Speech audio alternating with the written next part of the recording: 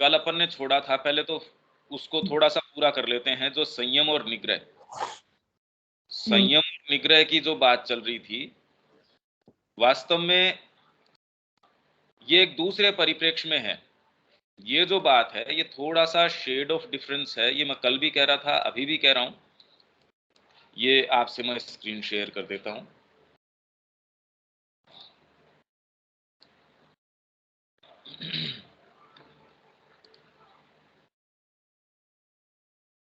मिल गई ना?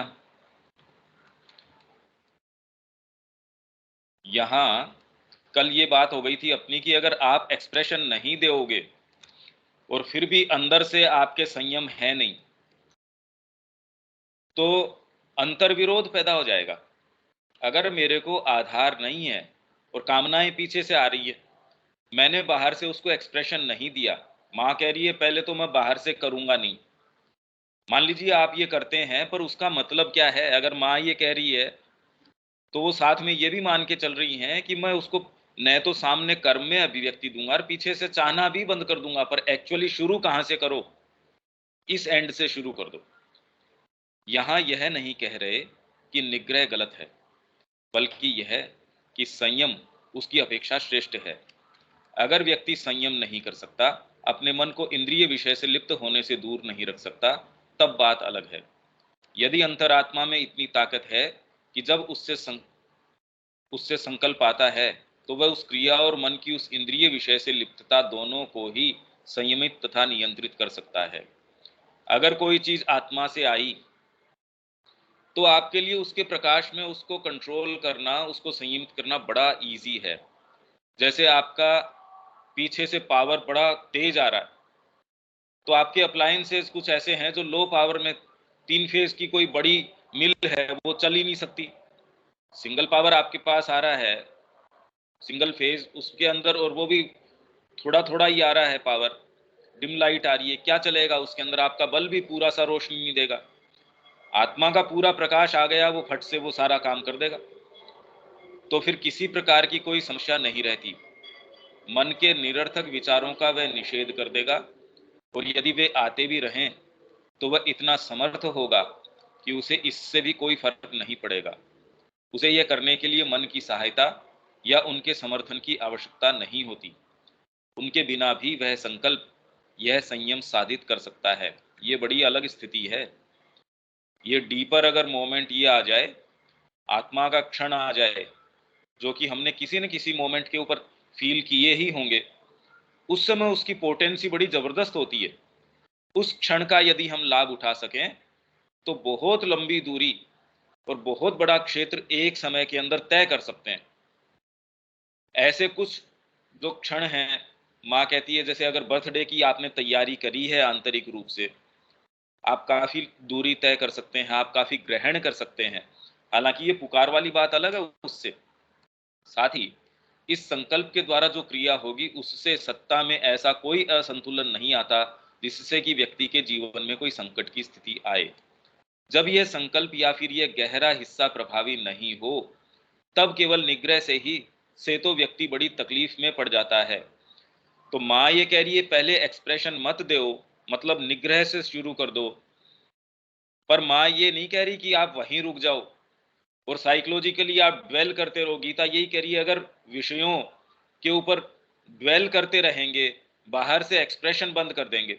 आइसक्रीम के ऊपर मेरे को जबरदस्त कामना लग रही है, सपोज पीछे से मैं उसके ऊपर मेरी ड्वेलिंग जो है, केंद्रितता है, वो हटा नहीं रहा, सोचो कितना मुश्किल हो जाएगा। और मेरा कोई डीपर कोई कारण नहीं है, आधार नहीं है, मेरे को क्यों नहीं खानी चाहिए। अगर विवेक भी आपका कहेगा नहीं मैं इसको कंट्रोल करूंगा, तो आपको एटलीस्ट आधार मिलेगा पीछे से। अगर वो नहीं है कि मेरे को क्यों नहीं खानी चाहिए, पहले तो आप ऐसा करेंगे ही नहीं, और अगर करते हैं तो ये सफल होगा नहीं, क्योंकि उसके पास अपने सहारे या समर्थन के लिए कुछ नहीं होता। देखिए, इन सब चीजों को आप खुद के ऊपर घटा के देखिए, फिर आप इसका एक्चुअल अर्थ समझ जाएंगे। इसलिए ऐसा निग्रह अधिक समय तक टिक पाना मुश्किल है। दूसरे, यदि व्यक्ति में संयम करने की क्षमता है, तो वह यह काम अधिक आसानी से कर सकता है। अगर आप में संयम की कैपेसिटी है कि मैं बाहर से तो करूंगा ही नहीं, अंदर से भी इसके ऊपर जो ड्वेल करने की मेरी टेंडेंसी है, उसके ऊपर मैं लगाम लगा दूंगा, आपके लिए आसान हो जाएगा। भाई गुबार जो कामना के हैं उसके ऊपर ही लगाम लगाएंगे तो एक्सप्रेशन उसका रोक पाना आपके लिए ईजियर हो जाएगा। पर बहुत से ऐसे लोग हैं जिनमें संभव है कि मन बुद्धि का संयम न भी हो, पर आंतरिक संकल्प इतना सुदृढ़ हो कि अंदर आत्मा से कोई बात आ जाती है और मन बुद्धि के किसी प्रकार के सहारे के बिना ही यह काम साध देती है।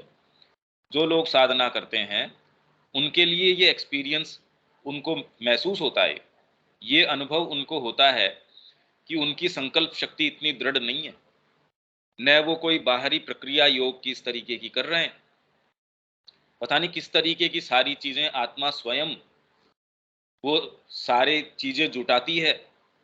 हाँ, पर इसमें सिंसियरिटी की बहुत जरूरत है। इसमें हम वर्तमान स्थिति के अंदर हैं और उसके अंदर ये कह रहे हैं आत्मा ही कर रही है ये सारे काम, तो आप इस चीज के अंदर इंडल्ज कर सकते हैं। वो तो समय को और अपनी इस संभावना को कि परमात्मा के पास आप त्वरित तरीके से जा सकते थे, उसी में व्यवधान आ जाएगा। ये साथ ही यह संयम आरंभ में सभी चीजों पर लागू करना तो मुश्किल है। आप किन्हीं चीजों पे कर पाएंगे, किन्हीं पे नहीं कर पाएंगे।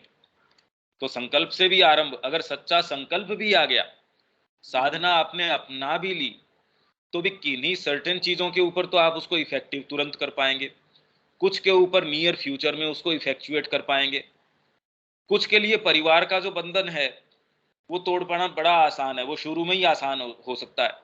और किसी के लिए हो सकता है वो ऐसी कड़ी हो जो लास्ट तक भी बेचारे के बड़ी समस्या हो। किसी के लिए भोजन इत्यादि से कड़ी को तोड़ पाना शुरू के अंदर आसान हो सकता है, किसी के लिए हो सकता है कि लंबा समय हो गया तो भी उसके जीभ का स्वाद नहीं जा रहा। बैलेंस की बात है। इसे हमें कुछ चुनिंदा चीजों के ऊपर लागू करना होगा। इससे हम शुरू कर सकते हैं अगर विल पावर हमको डेवलप करनी है। कामना तो व्यक्ति के रोम रोम में घुसी हुई है, इसलिए उसे आरंभ में ही व्यक्ति पूरी तरह से कैसे निकाल सकता है, उसे तो इस तरह किसी भी तरीके से निकाला जा ही नहीं सकता। तो इसलिए ये जो संकल्प की बात कर रहे हैं और उसके एग्जीक्यूशन की बात कर रहे हैं, पर वो एक दूसरे परिप्रेक्ष्य में बात कर रहे हैं कि साधना का क्रम हम शुरू किससे करें। आसन है, प्राणायाम है, उसका भी अभी पढ़ेंगे अपन। पर इस सब में सब कुछ व्यक्ति की सच्चाई पर निर्भर करता है। आ गई यही बात, सिंसियरिटी मूल केंद्र इसका। फिर बाद में इस क्रिया के अंदर है सिंसियरिटी। पूर्ण योग जब आप लेते हैं उसके अंदर माने तो कभी कोई ये नहीं कि आसन करो, प्राणायाम करो, कुंभक करो, चित्त शुद्धि करो, ये कोई भी हमको तो मिलता ही नहीं। आश्रम में जो रूटीन फॉलो हो रहा था उसमें तो ऐसी कोई बात ही नहीं है। फिजिकल एजुकेशन के ऊपर पूरा प्रयास है, पूरा ध्यान है हर जना फिजिकल एजुकेशन के अंदर, चाहे कितनी भी उसकी उम्र हो, कुछ भी हो। अभी भी डिपार्टमेंट के अंदर जो भी हैं उनके दिन फिक्स हैं कि इस दिन जाके ये इसका तो है जी, आज ग्रुप एक्टिविटी है इसकी। क्योंकि जब यदि ये नजर आ जाए कि कोई क्रिया गलत है, तब फिर उस पर नियंत्रण या संयम कैसे किया जाए।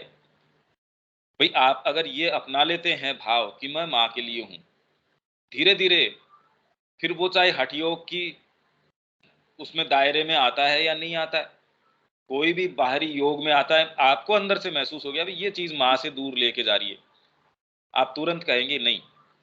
तो इसके अंदर तो आपका हठ योग है, राजयोग है, भक्ति योग है, जो योग है सारों का मिश्रण और उसको ट्रांसेंड करते हुए इसका अलग। इसलिए गीता कहती है कि सच्चा शास्त्र तो आपके हृदय के अंदर है, सच्चा वेद आपके हृदय में है, योग की प्रणाली है वो आपके अपने अंदर है। जब आप इससे तारतम्य में आते हैं आपको किस तरीके से गाइड कर देगी। पर इसका केंद्र क्या है? सच्चाई, आपकी सिंसियरिटी। तो उसके लिए तो व्यक्ति को कृत संकल्प होकर अपनी सारी शक्ति लगानी होगी और उसे रोकना ही होगा। यदि व्यक्ति की अंतरात्मा इतनी शक्तिशाली है तो वह उसे मिटा सकेगा, और यदि वह पर्याप्त शक्तिशाली नहीं है तब फिर उसके संयम की दिशा में कोई निर्णायक पग नहीं लिया जा सकेगा और कश्मकश चलती रहेगी। इसके अंदर भी ये है कि आपने अगर माँ के हाथों में अपने आप को सौंप दिया, कुछ चीजें आपने ट्रेडिशनली सुन रखी हैं कि ये अच्छा नहीं है, ये चली जानी चाहिए, अंदर से आपको ये कन्विक्शन नहीं है। कहने का मतलब ये है कि आप कसम, हाँ डायरेक्टली आपको अगर दिख रहा है कि मैं ये लोभ के कारण खा रहा हूं, अब उसके अंदर तो इंटेलिजेंस ही बता देगी इसके अंदर अंदर और विशेष की इतनी आवश्यकता ही नहीं कि ये कार्य मैं किस लिए कर रहा हूं, बहुत सारे तो आप कर ही नहीं पाएंगे।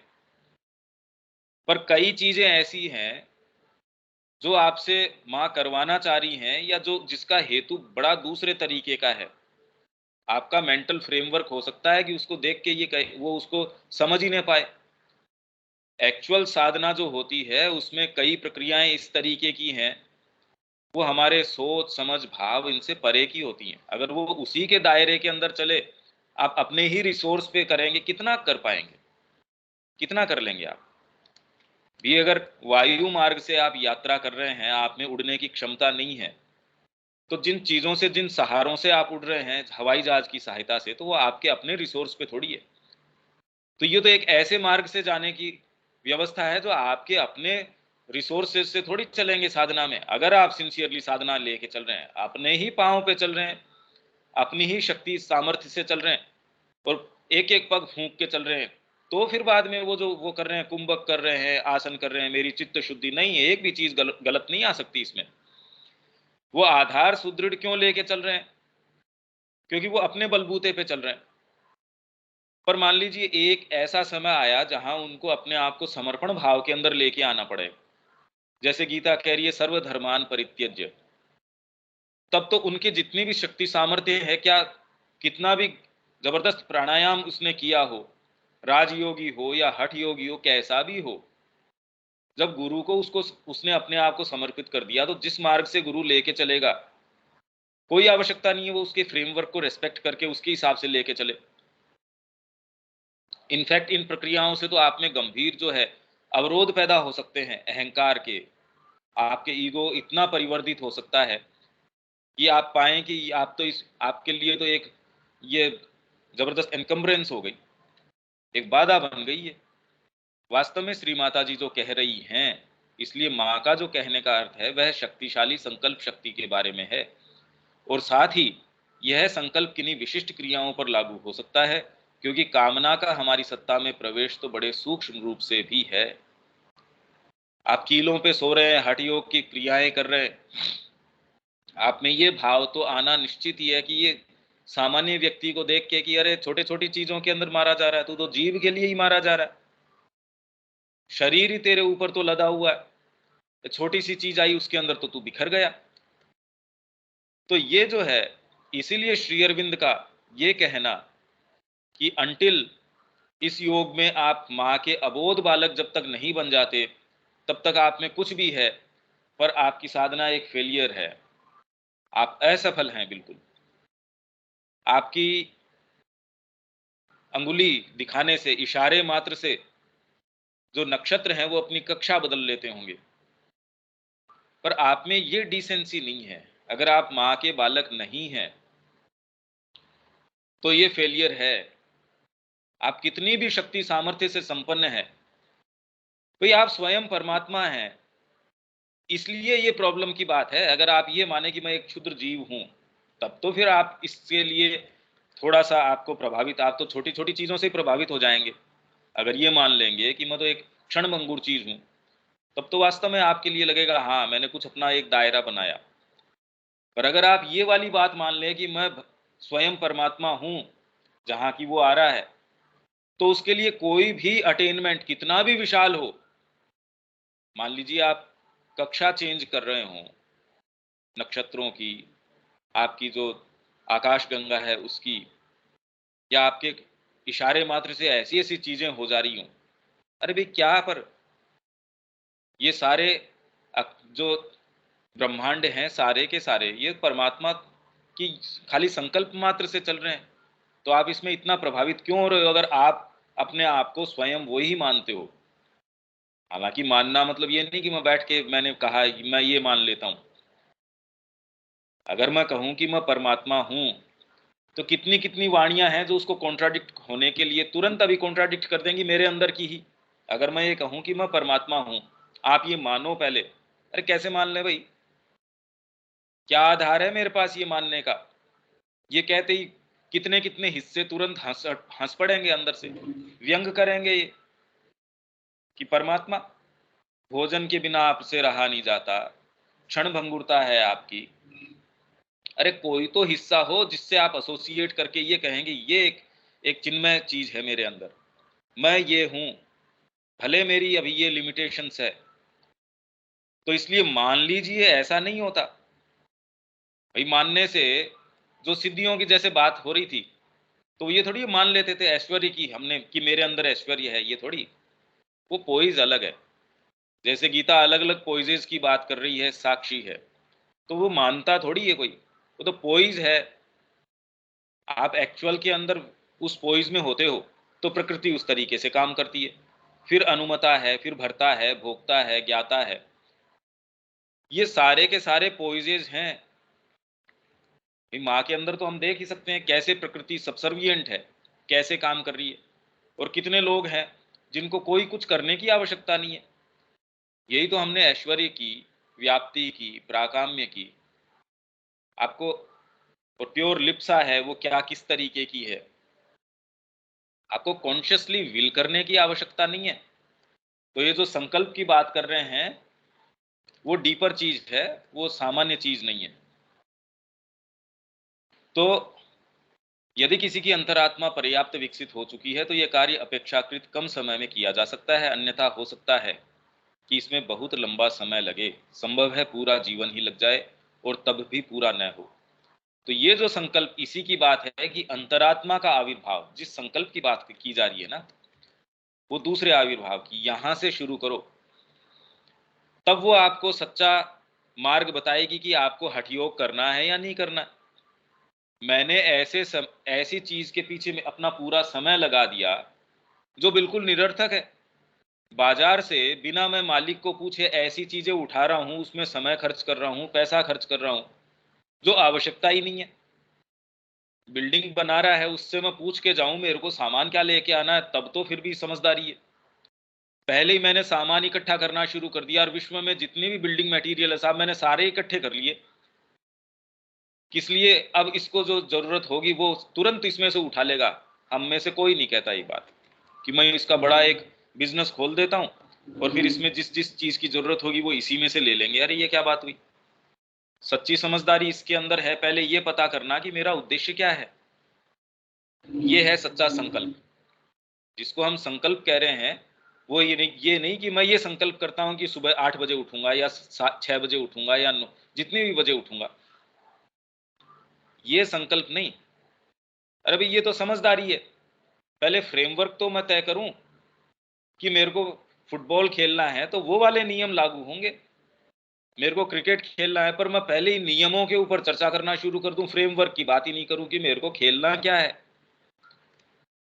तो ये संकल्प की जो बात कह रहे हैं कि अंतरात्मा जब इसके अंदर पूर्ण विकसित हो, पर्याप्त विकसित, पूर्ण तो क्या, वो एक बार आके रजिस्टर करती है बारी, आपके बारी भाग के अंदर।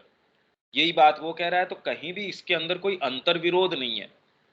इस चर्चा से हमको ये समझ लेना चाहिए कि सामान्य प्रक्रिया, जो लोग कह रहे हैं कि मैं पहले चित्त शुद्धि कर लूं, राजयोग कर लूं, हठ योग कर लूं, पर किस लिए ये पता नहीं।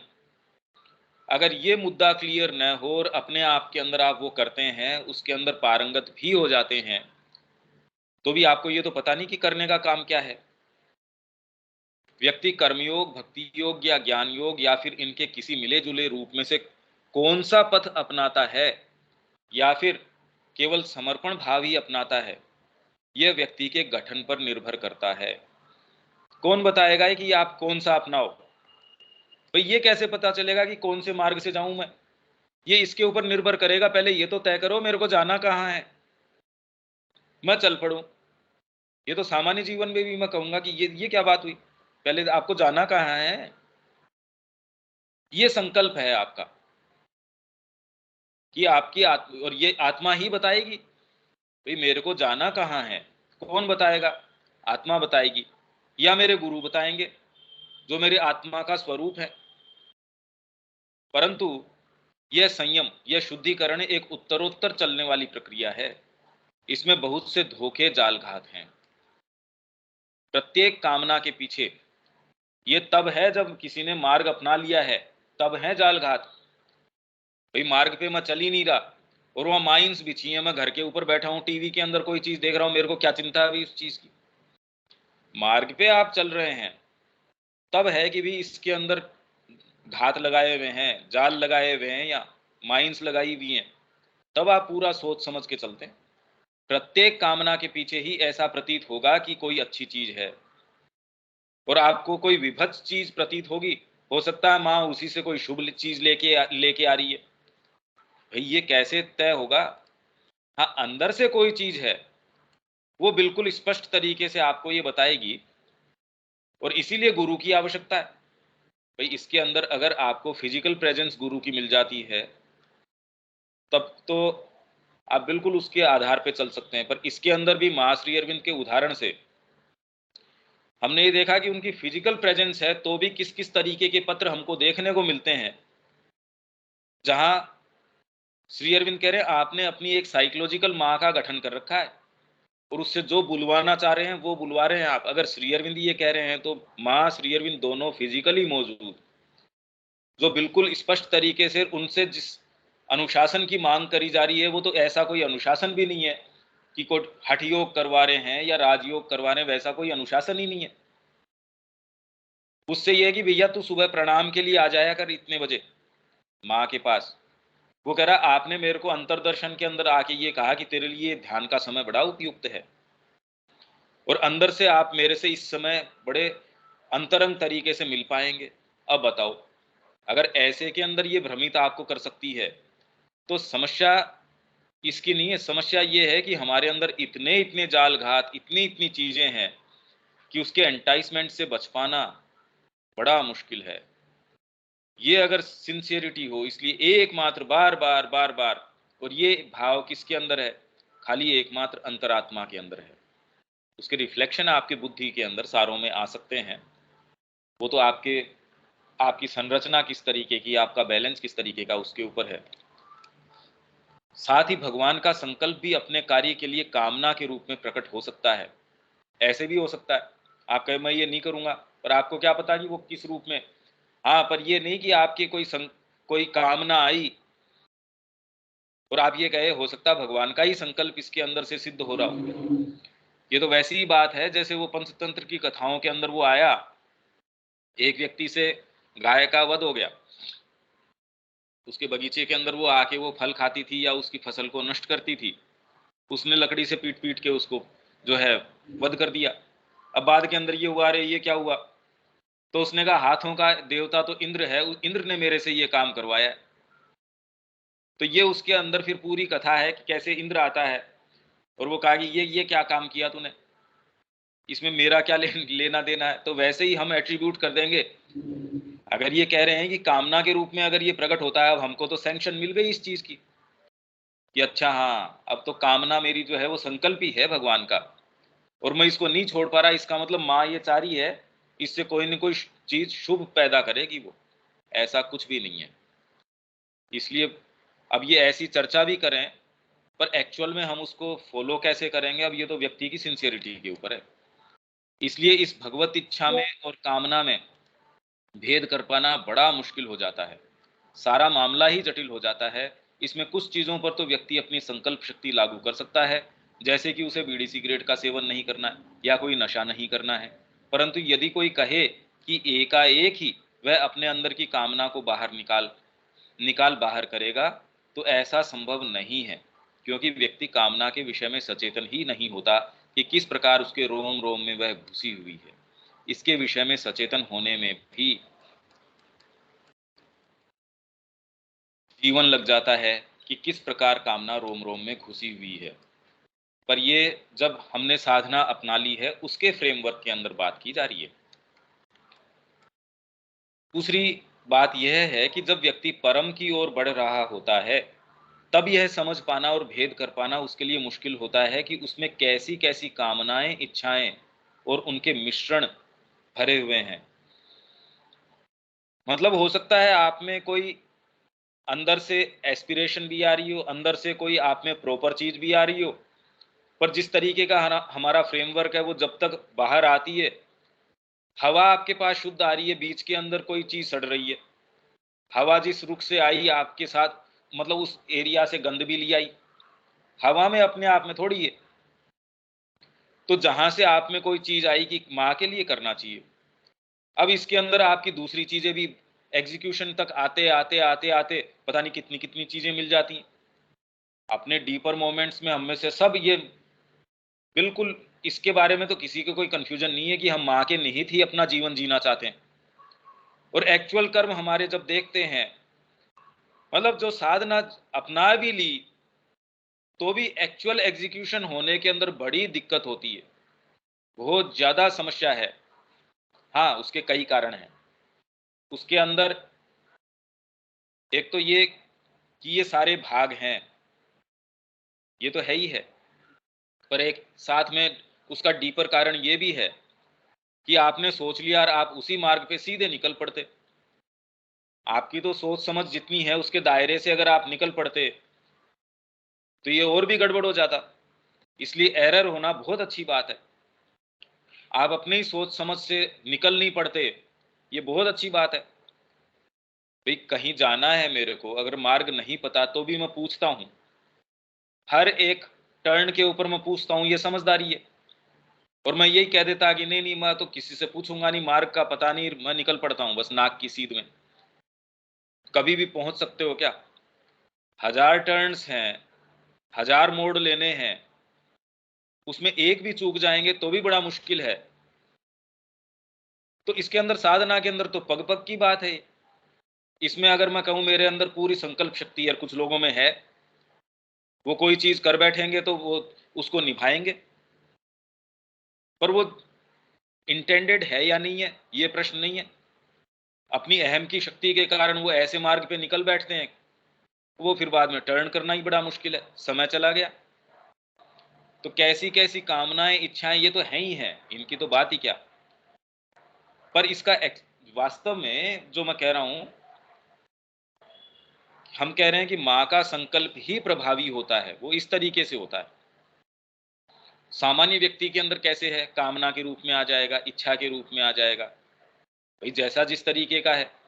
साधक के अंदर वो ज्यादा स्पष्ट तरीके से आ सकता है, पर फिर भी वो उसके फ्रेमवर्क को लेके चलता है कि एक्चुअल में जैसे मेरे को कहीं तीर मारना है, तो एयर का जो प्रेशर है, उसका फ्लो है, डायरेक्शन है, ये सारे को भी मैं कैलकुलेट करके चलता हूं अगर मेरे को अपने जो टारगेट है उसके ऊपर निशाना मारना है तो वैसे ही वो आपकी सारी चीजों, क्योंकि आपके माध्यम से आप कितना कर सकते हैं, क्या कर सकते हैं। भारतीय संस्कृति इसीलिए तो सफल तरीके से हमारी प्रकृति के ऊपर काम कर पाई।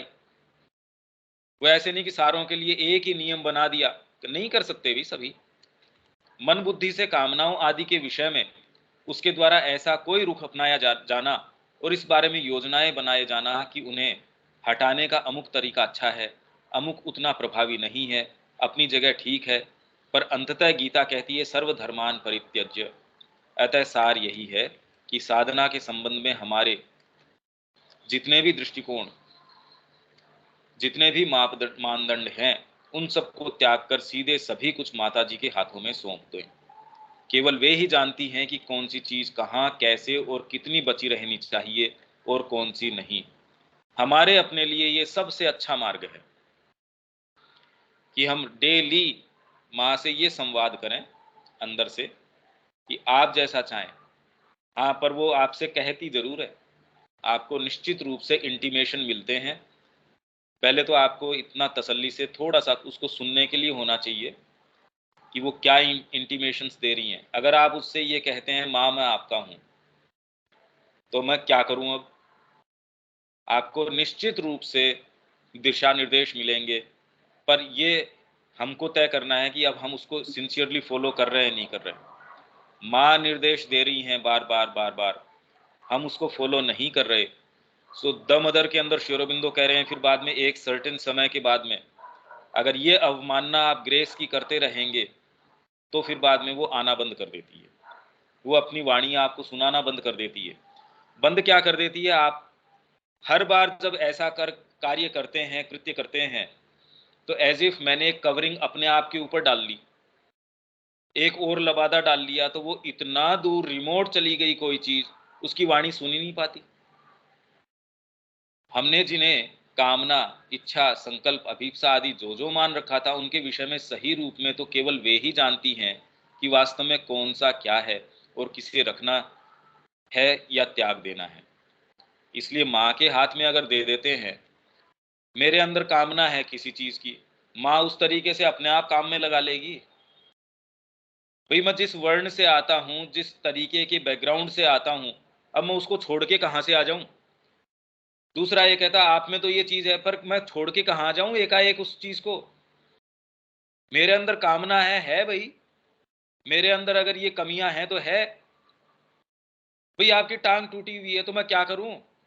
इस टांग को छोड़ के थोड़ी आ जाऊं मैं कहीं पे। मैं तो जैसा हूं वैसा हूं। तो माँ अपने आप मेरे को जिस, उनको जहां नौकरी पे लगाना है, जहां जो काम देना है, अपने आप दे देंगी भाई।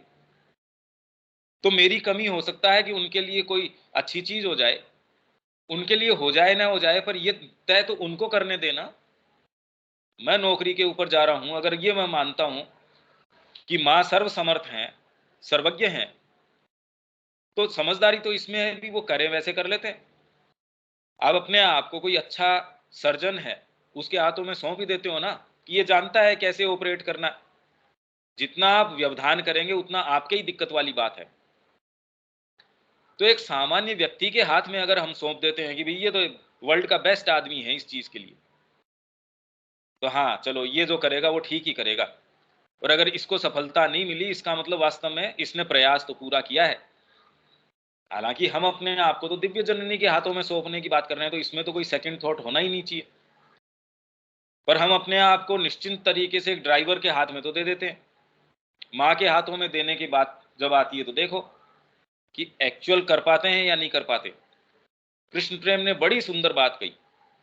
वो कहते समर्पण हम कर देते हैं, वो वैसे ही है, हमने नाव का चप्पू जो है उसके सामने वाले के हाथ में पकड़ा दिया, पर बार बार ऐसे क्षणों के ऊपर हम विचलित हो जाते हैं, भागते हैं कि चप्पू नहीं मैं पकड़ूं, मैं चलाऊं इसको।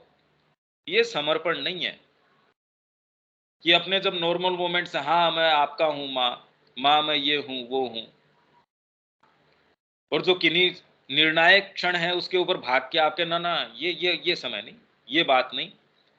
वो निर्णायक या गंभीर हो सकता है, आपके हेल्थ से संबंधित हो, आपके परिवार से संबंधित हो, आपने जिस जिसको इंपॉर्टेंट मान रखा है उसी से संबंधित होंगे भाई। जिसके कोई परिवार है ही नहीं तो उसके तो ये चीज आनी नहीं है। तो उसके हो सकता है जिसके व्यापार हो उसमें आए, जिसके व्यापार नहीं हो उसके साथ वो नहीं होगा, उसके परिवार में हो, मतलब जिसके अंदर आपकी ममता बंधी हुई है उसके साथ कुछ कुछ होता है, या आंतरिक आपके अंदर कोई क्षण इस तरीके के आते हैं, उनके साथ कोई क्रिटिकल चीज होती है, या उससे और डीपर चीजें हैं। तो यही चीज थोड़ी है। उनके साथ अगर कुछ होता है, आपके अंदर विचलित हो जाती है कोई चीज कोर तक, आप भाग पड़ते हैं, तो जो समर्पण किया है हमेशा ही उसको रिवोक करने की स्थिति के अंदर कि नहीं नहीं ये चप्पू अब मैं आपके हाथ में नहीं दूंगा, ये तो मैं चलाऊंगा, ये तो मैं मेरे ही तरीके से करूंगा। उनके हाथों में सौंप देने पर उनकी क्रिया इन सभी क्रियाओं से परे चली जाती है। वास्तव में यह समर्पण का पथ ही राजमार्ग है। परंतु इसका यह अर्थ नहीं है कि व्यक्ति यथा समय आवश्यक उचित कर्म नहीं करेगा, क्योंकि ये सभी चीजें उसका अंग ही हैं। इसीलिए संकल्प से शुरू करेंगे तो संकल्प प्रभावी भी वहीं से तो करेंगे। भी मैंने संकल्प कर लिया तो मैं करूंगा क्या? और संकल्प का मतलब ये नहीं कि मैंने रात को कोई एग्जीक्यूट करने के लिए कोई संकल्प किया, वो अपने साथ प्री सपोज करके ये चल रहा है कि आपने कोई उद्देश्य लिया है। अदरवाइज संकल्प का कोई अर्थ नहीं है। मैं उठने के लिए सुबह 4 बजे उठ जाऊंगा, फिर करूंगा क्या? पहला प्रश्न तो ये आता है। आपने अगर उठने का भी संकल्प किया कि मैं इतनी बजे उठूंगा, तो उसके साथ दूसरा प्रश्न ये आता है मैं करूंगा क्या? तो जब तक आपके कोई उद्देश्य नहीं हो, संकल्प अपने आप में निरर्थक है, मतलब उसका कोई अर्थ नहीं निकलता। तो जब ये कह रहा है कि संकल्प शक्ति से शुरू करो, तो करेंगे क्या? तो वो अंतर्निहित है इसके अंदर कि आपका जीवन का उद्देश्य आपको पता चल गया, ये मेरा उद्देश्य है, यहां से शुरू करो। ठीक ही बात है। तो जीवन का उद्देश्य क्या है ये बताएगा कौन? कुंभक थोड़ी बता देगा, या इसके अंदर राजयोग थोड़ी बता देगा, न हठ योग बताएगा। इनमें से कोई सा भी योग आपको नहीं बता सकता। एकमात्र आत्मा का रुख है। अब उसके दायरे में इनको कहां कहां कितना कितना फिट करना है वो आप देखेंगे। जैसे आपका बजट कितना है उस हिसाब से आप तय करेंगे इन इन चीजों के अंदर मेरे को देना है। अपने आप में बहुत इंपॉर्टेंट चीज हो सकती है साहब, पर आप कहें मेरा बजट ही नहीं है, मैं कैसे दूं इसके अंदर। भाई कपड़े बहुत इंपॉर्टेंट है, पर मेरे जेब के अंदर खाली इतना पैसा है कि मैं एक समय का भोजन कर लूं। अब आप कौन से वाले में खर्च करने वाले देख लो, आप किसमें कितना, फिर बाद में उस हिसाब से आप चयन करते हैं। तो जीवन छोटा सा, उसके अंदर भी एक्टिव लाइफ और छोटी, शक्ति सामर्थ्य हमारी बड़ी छोटी सी, उसमें समय मैं लगा दूं अपना प्राणायाम के अंदर या फिर ऐसी प्रक्रियाओं के अंदर, पता चले ही नहीं मेरे को करना क्या है। अब ये समझदारी थोड़ी हुई, ये बताओ। हाँ, जब करते थे उस समय उनका जीवन बड़ा लंबा था। राजयोग अगर आइडियल तरीके से, प्राणायाम जो है अगर आइडियल तरीके से किया जाए, श्वास प्रश्वास, ऑक्सीजन बस थोड़ी सी उसने रिटेन करी, मान लिया जैसे ये कहा जाता है आपकी सांसें गिनी हुई हैं, आपकी इतनी सांस है, 100 सांस गिनी हुई है सपोज, पर लेना मैंने एक ली, 99 मैंने बाकी रख ली, वह खर्च ही नहीं कर रहा उसको। तो आप फंडामेंटली तो चलो अमर नहीं है, पर प्रैक्टिकली आपने जीवन को इतना लंबा कर लिया। भाई अमरत्व अभी तक स्थापित नहीं हुआ, ये तो ठीक है, पर आपने एक थोड़ी सी सांस को स्टोर कर लिया, प्राणवायु को, और उसके सहारे लंबे समय तक चल रहे हैं। तो इसीलिए अभी भी जैसे ये कह रहे हैं आप थोड़ा सांस लेते हैं, लंबा सांस लेने का प्रयास कीजिए, ये सारी चीजें हैं, ये ट्रिक्स बता रहे हैं आपको, और फिर कह रहे हैं इसमें, पर एक्चुअल जो इनकी पद्धति है या इनका जो प्रिंसिपल है वो हम पढ़ेंगे।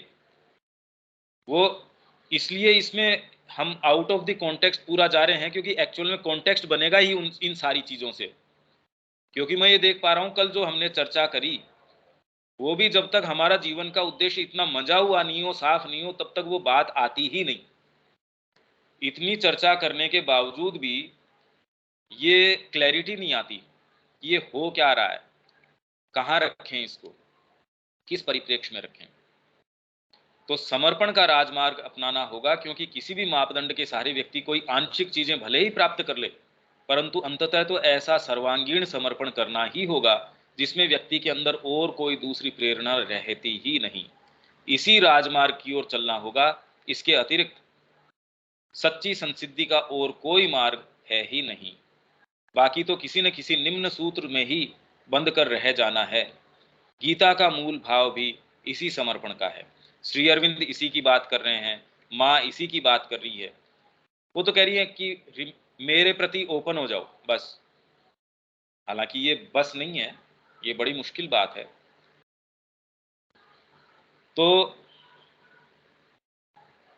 आरंभ में व्यक्ति अपने किसी एक मानदंड को अपनाकर कोई सामान्य कार्यक्रम के अनुसार आगे चल सकता है। आपने साधना अपना ली, इसके अंदर भी आप एक कोई कि मेरे को सुबह ये करना है, ये करना है, ये करना है, कोई तो कार्यक्रम करेंगे आप उसके अंदर। अगर कोई हिमालय के अंदर भी है तो भी उसने अपना कार्यक्रम तो कर रखा है कि मेरे को इतनी घंटे ध्यान करना है, या जो भी वो अपने तरीके से अनुशासन करता होगा, जिसमें वह तय कर सकता है कि अमुक काम उसे करने हैं और अमुक त्याग देने हैं। हर व्यक्ति का यह कार्यक्रम उसके गठन के अनुसार भिन्न भिन्न होगा। परंतु यदि व्यक्ति का संतुलन इस प्रकार का है, उसके अंदर की पुकार ऐसी है कि उसे पूरी यात्रा तय करनी है, तो वह समर्पण के इस राजमार्ग पर आ ही जाएगा और इसे अपना ही लेगा, जिसमें कि अपने सभी मापदंड, दृष्टिकोण, तौर तरीके, अपनी सभी धारणाएं, पूर्वाग्रह आदि सभी श्री माता जी के हाथों में सौंप दिए जाते हैं, और उन्हें इनका जो उपयोग करना है और व्यक्ति से जो कराना है वह वे स्वयं ही करा लेंगी। कॉन्शियसली आपको पता चलेगा या नहीं चलेगा ये आवश्यक नहीं है, आपने अपने आप को माँ के हाथों में दे दिया और आप वास्तव में सिंसियरली वो जो कहती हैं वो करते हैं। देखिए, उस कार्य विशेष से साधना नहीं हो रही, ये समझने की बात है।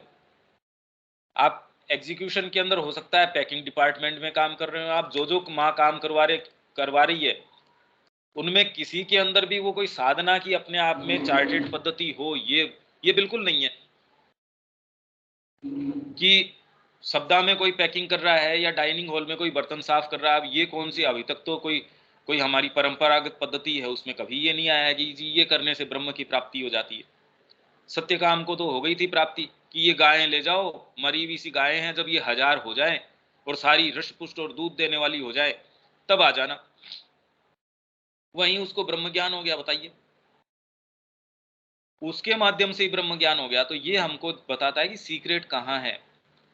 जब हम अपने आप को ये संकल्प अगर, तो इसलिए रोज हम ये संकल्प करें, माँ मैं आपका हूँ, 5 मिनट भी अगर हम अपनी चेत इसकी एस्पिरेशन को, अपने भाव को केंद्रित करके एक अगर डायरी का पेज रोज हम ये लिखें, माँ से संवाद करें, आप कुछ महीने के अंतर से, कुछ दिनों के अंतर से या साल के अंतर से जब पीछे मुड़ के देखेंगे, तुरंत आप पता कर पाएंगे कि अरे ये तो बहुत फर्क पड़ गया आपने।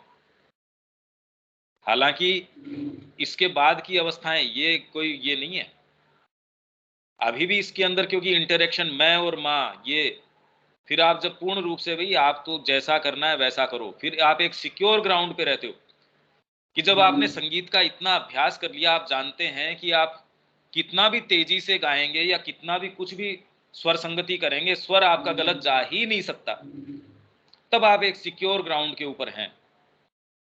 तब उसके अंदर आपको किन्हीं भी तौर तरीकों की, इनकी किसी की आवश्यकता नहीं है। आपको ये पता आपके बीइंग से कोई ऐसी चीज हो नहीं सकती, आ नहीं सकती, जो माँ के निहित न हो, जो उससे अलग हो।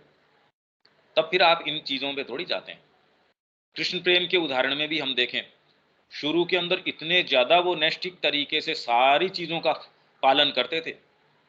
कोई कोई टाइम जैसे नीचे उतर के आते थे, किसी के घर के ऊपर रहते थे, तो सारा चौका चूल्हा है वो सब नए तरीके से, वो उनको नए बर्तन खरीद के लेके आते थे, वो खुद उनको सामग्री प्रदान कर दी, खुद अपना भोजन पकाते थे। फिर उन्होंने कहा कि धीरे धीरे धीरे धीरे ये जो बाहरी चीजों पर जितना भी आग्रह था वो अपने आप ही ढीला पड़ता गया। पर पहले दिन मैं ये कह दूं कि मैं माँ के निहित हूँ, मैं सर्वधर्मान परित्यज्य, मैंने कोई धर्म अपनाया ही नहीं। पहले धर्म हो तो सही, तो आप त्याग करो। गीता के अंदर जब ये प्रश्न किया गया, अरे पहले दिन कह देते आप, 18वें अध्याय में जाके आप कह रहे हैं सर्वधर्मान परित्यज्य।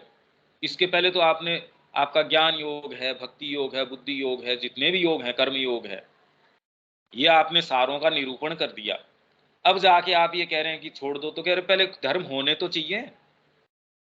तो हम अभी से ये मान के बैठ जाएं कि हमने तो साहब अपने आप को माँ के हाथों में दे दिया है, और इसी कारण आज जो हमारे साथ हो रही है, देखो अगर हम इसको गलत रूप से लेते हैं इस बात को, और ईमानदारी से अपने साथ नहीं कार्य करते, या जो अपनी एस्पिरेशन है उसको टेंड नहीं करते, उसके ऊपर कार्य नहीं करते, कुछ नहीं होता। इनफैक्ट पीछे जाते जाते हैं।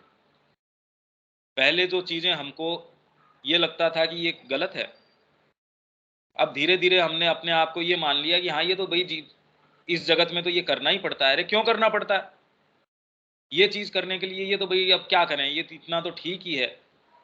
ये तो आपने स्वीकार कर लिया, और ऐसा करके आपने हत्या कर दी अपने अंदर, जो वो चीज थी, अपनी जो सच्चाई थी उसकी हत्या कर दी।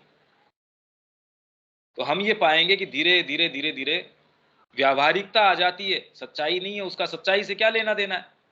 ये एक सामान्य व्यावहारिकता है, और उससे हम फिर, और जो सच्चाई है वो बड़ी दूर चली गई। ये होता है हमारे साथ। व्यक्ति को इसके लिए तैयार रहना होगा कि इस मार्ग में वह धोखा खा सकता है, और निश्चित खाएगा ही। तो समझदारी इसमें है कि हाँ मेरे साथ धोखा हो रहा है, मैंने साधना अपना ली तो भी निश्चित रूप से मेरे भाग चले थोड़ी गए भाई कहीं, मेरा शरीर थोड़ी चला गया, प्राण थोड़ी चला गया, माइंड थोड़ी चला गया मेरा कहीं। मन जैसा है वैसा है, चित्त जैसा है वैसा है। तो ये तो समझदारी होनी चाहिए कि ये भाग मैं कैरी करके लेके आ रहा हूं, ये बैगेज तो मेरे साथ है ही। तो ये मेरे को निश्चित रूप से धोखा दे रहा है, कहां दे रहा है अगर ये पता कर लें तो ये पहली समझदारी है। ये मान बैठे नहीं साहब ये मेरा बैगेज है इसलिए ये तो बहुत अच्छा है, मेरे अंदर देखो ये विचार आ गया तो ये तो बहुत अच्छा है। अरे भैया क्या बात हो गई? प्राय व्यक्ति इसका स्पष्टीकरण देता है कि श्री मां की ऐसी इच्छा थी इसलिए ऐसा हो गया। हालांकि वह धोखा खाना भी साधना का ही अंग है। पर पहले ये तो कि मैं साधना ने मैंने अपना रखी है, मेरे को साधना करनी है। मतलब धोखा खा रहा हूं या खड्डे में गिर रहा हूं, मैं अपनी कामनाओं को तृप्त करने के पीछे ही लग रहा हूं, और फिर ये कह रहा हूं कि साहब ये साधना का अंग है। अरे भई ये तो बड़े गंभीर चीज से आप डील कर रहे हो फिर तो। परंतु इन सब के होते हुए भी यदि व्यक्ति में यह श्रद्धा आ गई कि वास्तव में जो कुछ भी होता है श्री मां जैसा करती है या कराती हैं, उनका अपना विधान है, और हर एक बात में, हर एक चीज में श्री मां का कोई न कोई प्रयोजन अवश्य निहित होता है, तब फिर व्यक्ति मार्ग पर अग्रसर होता है। तो ये ये तो क्योंकि गीता के फ्रेमवर्क में है, तो आगे ये कह रहे हैं कि अब गीता में भगवान अर्जुन को कहते हैं कि इस काम रूपी शत्रु को मार। परंतु प्रश्न तो यह है कि वह इसे मारेगा कैसे? उस प्रश्न का गीता अब उत्तर देगी। ये तो खैर एक अलग बात है, चलो ठीक है। तो ये जो ये कह रहा है संकल्प से शुरू करो, तो संकल्प ये है, आत्मा ने, अंतरात्मा ने आके बाहर रजिस्टर कर दिया कि मां मैं आपका हूं। इस संकल्प से शुरू कर दो और इसको एग्जीक्यूट, इसको आपकी बाहरी प्रकृति के ऊपर स्टाम्प लगाना शुरू करो और फिर देखो क्या होता है। आपको महसूस हो जाएगा कि आपको आसन करना है तो कर लो, नहीं करना है तो मत करो। प्राणायाम करना है तो कर लो, नहीं करना है तो मत करो। आप जिस प्रक्रिया से चलेंगे मां अपने आप निर्धारित कर देंगी। आपके लिए खड्डे की आवश्यकता है तो खड्डे की भी वो पूर्ति कर देंगी। खड्डे में से किस तरीके से निकालना है, तो इसीलिए आपका खड्डे के अंदर गिरना भी साधना का अंग हो जाता है, निकलना भी साधना का अंग हो जाता है। और उस प्रक्रिया में आपकी विल पावर है वो और डेवलप भी हो जाएगी, आपकी मसल्स है वो भी डेवलप हो जाएगी, आपके विवेक शक्ति भी डेवलप हो जाएगी। अच्छा, इस तरीके के जाल घात हैं, अगली बार इस तरीके की आएगी तो मैं समझ जाऊंगा, पता चल जाएगा ऐसा माहौल है तो इसके अंदर ये चीजें आ जाती है। अभी आप बड़े सचेत हो जाएंगे। आपने खुद ने देखा होगा, आपके जीवन में सर्टेन घटनाएं होती है या सर्टेन कोई मौसम आता है, वैसे भाव उठने शुरू हो जाते हैं, वैसी चीज अपने आप टिकलिंग होनी शुरू हो जाती है। आसपास किसी की मृत्यु हुई, वैसी चीजें जब आप फिर अपने कोई समय अगर डीपर मोमेंट्स में हो, आप यार ये क्या हुआ, अगर आपको चेतना का थोड़ा सा आस्वादन प्राप्त है तो आप ये कहेंगे अरे ये क्या किया। ये सारे क्रियाक्रम में संलग्न होके अपन ने तो चेतना का नाश कर लिया, तो ये कोई चीज अच्छी तो हो ही नहीं सकती, ये वाली चीजें तो नहीं करनी चाहिए। मैंने ये आयोजन किया अपने घर पे, ये अनुष्ठान किया अपने घर के ऊपर, आप ये पाएंगे कि मेरी जो माँ से जो संवाद होता था, मेरी उनसे जो बातचीत होती थी, मेरा उनसे जो संपर्क था, उसमें व्यवधान आया इस बात से। चाहे मैंने कई लोगों की ये मैंने हमने ये सत्यनारायण की पूजा ये करी साहब, हमने ये अनुष्ठान किया अपने घर के ऊपर, ये वाले मंत्रोच्चार करवाए, ये चंडी पाठ करवाए, आप ये पाएंगे शांति से आप बैठ के मातृवाणी तो पढ़ नहीं पा रहे। ये आयोजन के ऊपर आप क्यों कर रहे हो भाई, कोई पूछे तो क्या लाभ है इसका? अगर आप सिंसियर हैं और आप अपने मुंह का टेस्ट देख सकते हैं, तो आप तुरंत पहचान जाएंगे कि आपको ठगा जा रहा है। करने की चीज एकमात्र गंभीर तरीके से कि माँ क्या करूं, माँ से पूछ लो, वो आपको अपने आप बता देगी। किस तरीके से भाई? जब आप गहन तरीके से अध्ययन करते हैं उस समय आपकी चेतना की प्रखरता, पहली बात तो जिस तरीके की यांत्रिक प्रकृति है वो आपको बैठने ही नहीं देती। हमारे साथ जिस तरीके का लगा हुआ है इस समय, और विज्ञान ने हमारे हाथों में जिस जिस तरीके की चीजें दे दी हैं, अब तो अपने माइंड को डिस्ट्रैक्ट करने का जो नई पीढ़ी आ रही है उसके ऊपर तो बेचारे के ऊपर बड़ा ये एक संकट है। जो बचपन से ही कंसंट्रेट अच्छी चीज पे कर पाए वो तो कर ही नहीं पाता। इसीलिए शिक्षा में सारा प्रयास क्या है कि इंटरेस्टिंग बना दो शिक्षा को। खेल खेल में शिक्षा, खेल खेल में गणित सीखो, खेल खेल में गिनती सीखो, खेल खेल में ये सीखो। अब वो सारा जीवन कभी भी कोई दृढ़ या कोई ऐसी चीज तो कर ही नहीं पाएगा। तो हम कैसे पता करें? पहले तो हम अपने एक डीपर भाव में आए, उसमें हमको जो क्लैरिटी मिलती है गहन तरीके से, ये कुछ चीजें हम अपने जीवन के अंदर लागू करें कि अपनी एस्पिरेशन रोज माँ से उसको ईमानदारी से, कि अपना सारा भाव है उसको चाहे 4 ही सेंटेंस बने उसके अंदर की ये लिखना आरंभ कर दें।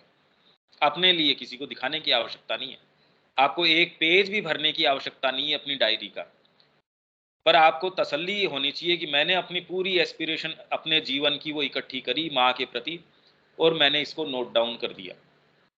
आप कीजिए, करके देखिए, आप गहन तरीके से इसका अध्ययन करके इसके ऊपर कुछ कॉन्टेम्पलेशन में डीपर उसके ऊपर और अंदर जाने का प्रयास कीजिए। उस क्षण में, वैसे क्लैरिटी के क्षण में जीवन के ऊपर दृष्टिपात करने का प्रयास कीजिए। तब आपको कुछ निर्देश मिलेंगे कि ये क्या हो रहा है, क्या मेरे को ये व्यापार करना चाहिए, नहीं करना चाहिए। उससे जो निर्देश मिलते हैं उससे श्रिंक मत करो कि नहीं नहीं ये नहीं होगा तो ये प्रश्न कैसे करूं, अगर इससे उल्टा, क्योंकि हमारे समस्या क्या है, हम वो प्रश्न ही नहीं डालते जिसके उत्तर से हम श्रिंक करते हैं। हम उससे उसके सामने ये प्रश्न ही नहीं डालेंगे। आप सिंसियरली देख सकते हैं ये चीज, क्योंकि आपके अंदर कहीं ना कहीं कोई चीज जानती है कि इसका उत्तर अगर मेरे अनुकूल नहीं आया, अगर इसकी संभावना है कि उत्तर प्रतिकूल आए, आप ऐसा प्रश्न ही उसके अंदर नहीं डालते। तो हम ऐसा रोज प्रैक्टिकल क्या करें, ये करें, माँ की वाणी को और अंदर से देखें, उससे जो उस क्षण क्लैरिटी आती है उससे जीवन पे दृष्टिपात करें, उसके सामने अपने प्रश्न रखें, उस ट्रिब्यूनल के सामने। वो जैसे उत्तर देती है वो निश्चित रूप से आपको उत्तर देगी। आपको कोई सामने वाला व्यक्ति वो कितना भी प्रामाणिक हो उसकी सुनने की आवश्यकता नहीं है। हो सकता है माँ किसी बच्चे के मुंह से आपको कोई उत्तर दिलवा दे, कोई चीज सिखा दे, पर ये तब है जब मेरी ग्रहणशीलता सही हो। तब तो मैं ये कह सकता हूं कि माँ ने मेरे को किसी भी के माध्यम से, कोई भाव है, कोई व्यक्ति है, कोई घटना है, कोई दुर्घटना है, कोई चीज है, पर इससे तो हम शुरू करें, कम से कम हमारी सिंसियरिटी को ये लागू करें। और ये हम पाएंगे कि ये बड़ी इंपॉर्टेंट बात है। आप वैसे प्रश्न उसके सामने देते ही नहीं जिसके उत्तर से आप श्रिंक करते हैं, क्योंकि आप कहीं ना कहीं जानते हैं ये ऐसा उत्तर दे सकती है, तो आप वो प्रश्न ही नहीं देते मेरे को क्या करना चाहिए, कि अरे ये व्यापार कैसे छोड़ सकता हूं, तो व्यापार वाला प्रश्न ही नहीं डालेंगे आप। ये परिवार को कैसे छोड़ सकता हूं, या ये कैसे कर सकता हूं, ये वाला काम कैसे कर सकता हूं, तो फिर तो बेमाने प्रश्न हैं आपके। फिर तो आप जिनका अनुकूल उत्तर आ सकता हो वही वाले पोज करते हैं, वही वाली चीज के ऊपर दृष्टिपात करवाते हैं उस क्लैरिटी में। ये इनसिंसियरिटी है। इसमें कोई बात है क्या शब्या जी? क्योंकि मैं ये सारी यौगिक साधन साधन की जो पद्धति है उसको प्रैक्टिस में जोड़ना चाहता हूँ, जिससे आपके लिए और मेरे लिए, सबके लिए ये कुछ मीनिंगफुल चीज हो। नहीं तो इसका क्या अर्थ है इस सारी चर्चा का? वही होना चाहिए भैया कि प्रैक्टिस में जुड़ जाए तभी हम लोग में कुछ ही होगा। रविकांत जी ये लिखने का जो आप बोल रहे हैं, लिखने का तो मेरा डेली से नहीं, मैं कुछ नहीं कर कहना रहे चाहता हैं। हूँ, आपने बिल्कुल अच्छी तरह से समझा दिया हमको। हाँ नहीं, ये ठीक ठीक चल रहा है ना अपना? बहुत हाँ सुंदर, भैया बहुत ठीक चल। ठीक है, ठीक है दीपक, यहाँ कल फिर। हाँ ठीक है। जय श्री माँ। जय श्री जय श्री राम भैया। जय श्री